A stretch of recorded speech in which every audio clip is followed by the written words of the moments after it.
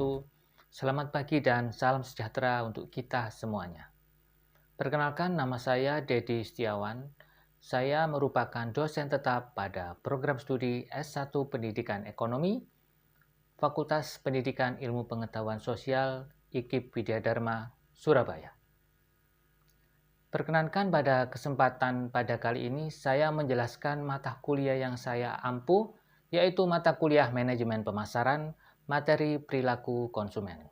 Dengan menerapkan metode DIA atau Delivery Interaction and Assessment yang menerapkan metode ceramah dan diskusi. Video ini dibuat untuk memenuhi persyaratan sertifikasi dosen tahun 2025, yaitu pernyataan diri dosen Tridama Perguruan Tinggi atau PDD UKT-PT, khususnya pada unsur pengajaran. Saya akan mulai menjelaskan dari deskripsi mata kuliah Manajemen Pemasaran, materi perilaku konsumen.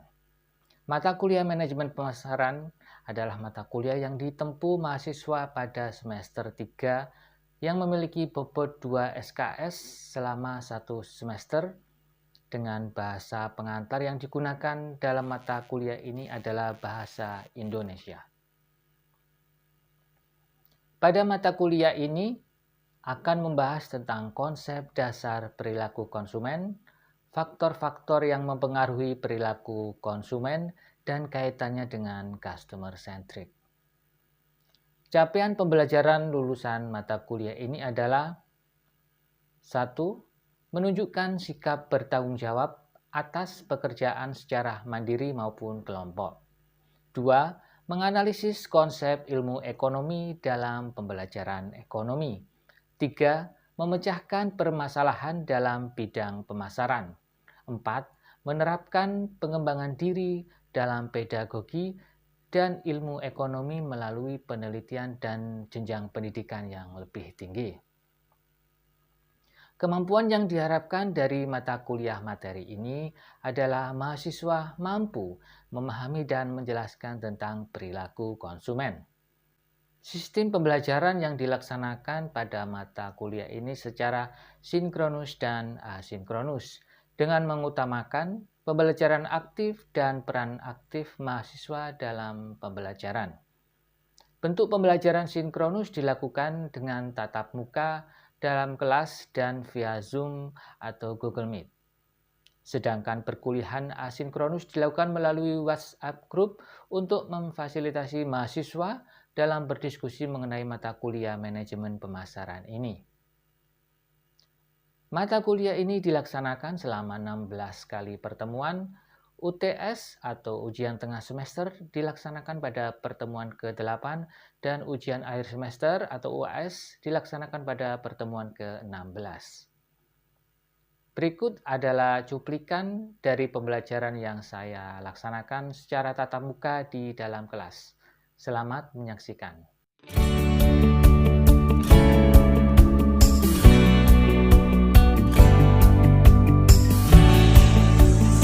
Assalamualaikum warahmatullahi wabarakatuh. Selamat malam teman-teman semuanya. Baik, pada kesempatan kuliah kita pada hari ini Manajemen Pemasaran, pertemuan ketiga kita akan membahas tentang perilaku konsumen, di mana komponen akhir yang diharapkan dari perkuliahan kita pada malam hari ini mahasiswa mampu memahami perilaku konsumen serta faktor-faktor yang mempengaruhinya. Dari materi yang nanti dari pendahuluan, kemudian konsep dasar perilaku konsumen, faktor-faktor yang mempengaruhi perilaku konsumen, pendekatan customer centric, implementasi dalam visi dan kesimpulan. Baik, kita harus tahu bahwa perilaku konsumen adalah kunci tentang bagaimana individu, kelompok atau organisasi dalam memilih, menggunakan dan membuang barang, bukan membuang barang seperti baliknya, tetapi membuang penggunaan dari barang tersebut. Jasa, istri atau pengalaman untuk memenuhi kebutuhan dan keinginan mereka. Dalam era bisnis modern seperti ini, pendekatan consumer centric menjadi sangat penting. Pendekatan ini memanfaatkan pelanggan sebagai pusat dari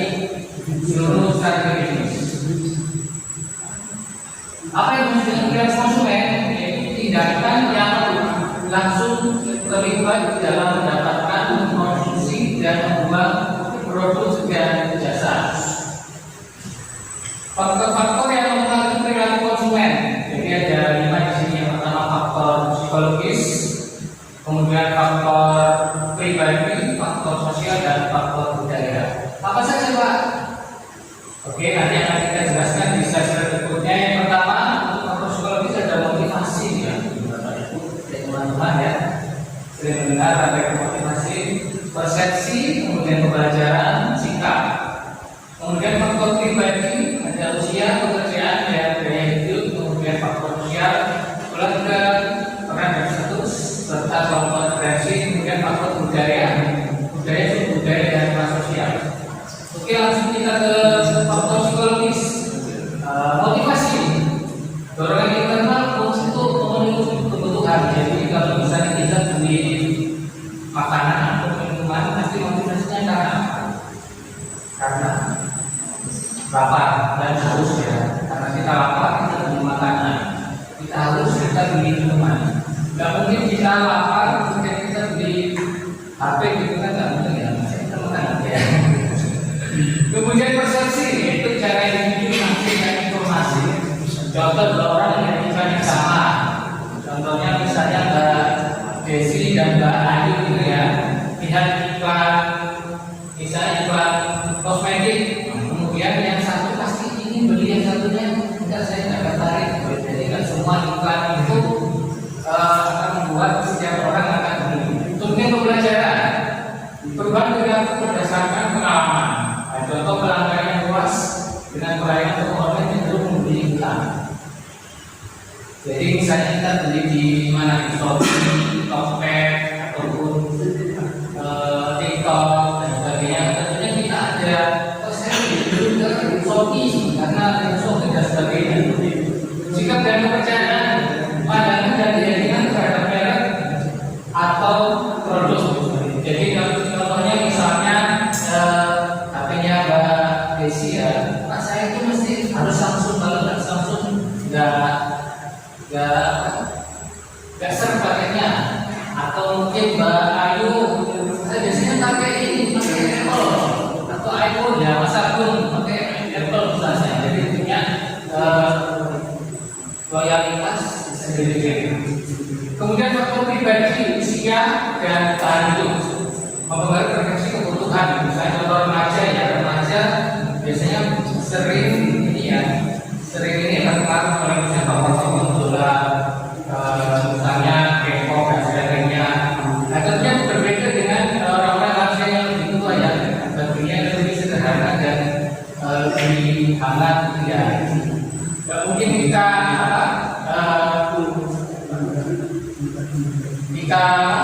usia begini yang mungkin lebih mengikuti kita pakai baju yang dipakai orang tua, pakai cewek atau jari kan nggak mungkin ya, kecuali wisuda.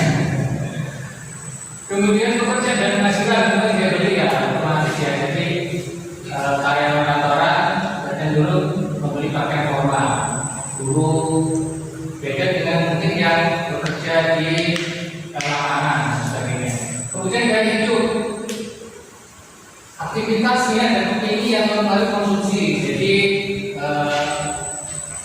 misalnya Mas Agung dengan Mbak Putri misalnya, yang satunya misalnya aku suka kentang goreng di restoran fast food, tapi Mas Agung saya sukanya apa, ketela pohon gitu ya, sehat kayak gitu. Kemudian kepribadian kami individu, contoh orang ekstrovert lebih tertarik pada produk yang menunjukkan gaya. Kalau kebalikannya kan introvert ya, introvert itu tidak ingin mendapatkan perhatian orang. Introvert misalnya ada baju lebih warna-warni gitu ya, dari kalian lebih mencolok ya, itu satu.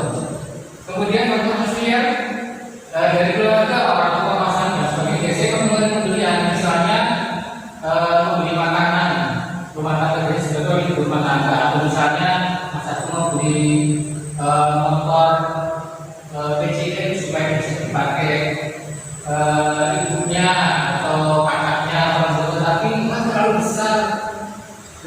yang vario atau belajar akan mempengaruhi keputusan. Kemudian nomor preferensi teman komunitas atau tokoh publik. Jadi tokoh publik. Jadi kadang ada teman kalau mau beli HP yang bagus aku yang Samsung aja, betul kayak oh yang Redmi itu lebih canggih dan sebagainya gitu ya. Jadi kadang referensi dari teman komunitas itu juga berkembang. Kemudian peran dan status posisi dalam lingkungan sosial, misalnya seorang manajer cenderung berbudi mobil dan menunjukkan statusnya. Jadi kalau ada bos biasanya punya Mercedes dan sebagainya gitu ya. Beda dengan kita karyawan itu pakai motor. Kemudian faktor budaya dan budaya umum, artinya nilai-nilai dasar yang ada di masyarakat.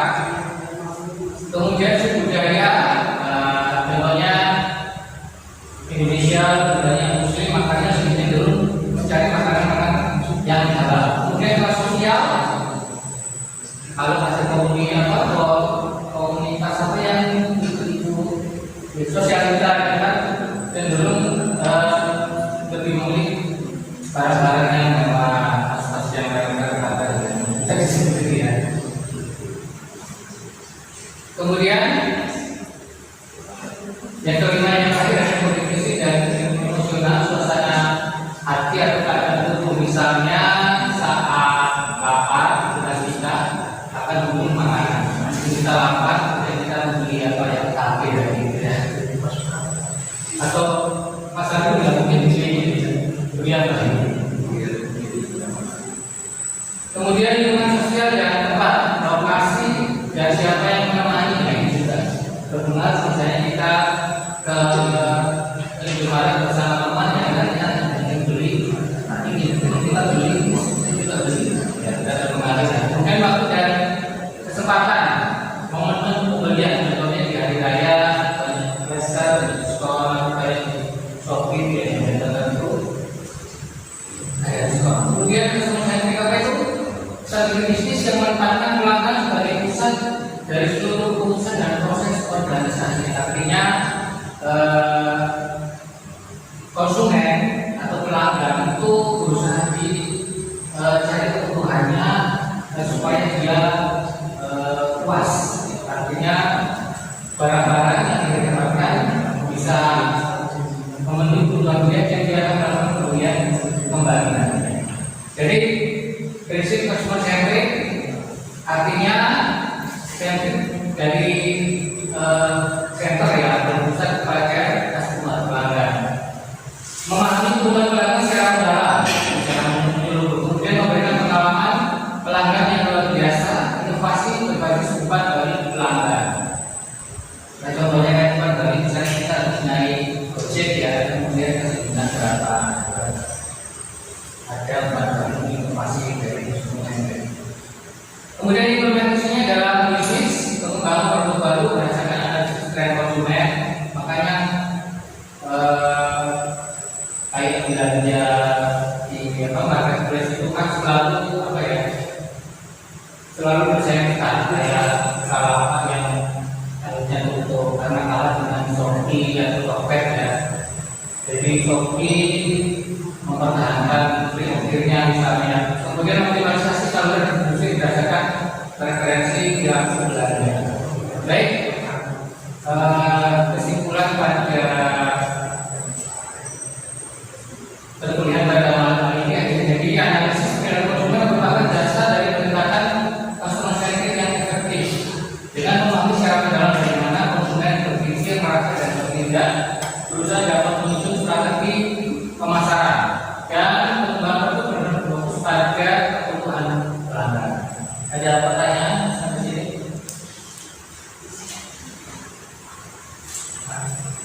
Cukup ya, jelas berarti ya. Oke, baik. Terima kasih atas kehadiran teman-teman sekalian. Semoga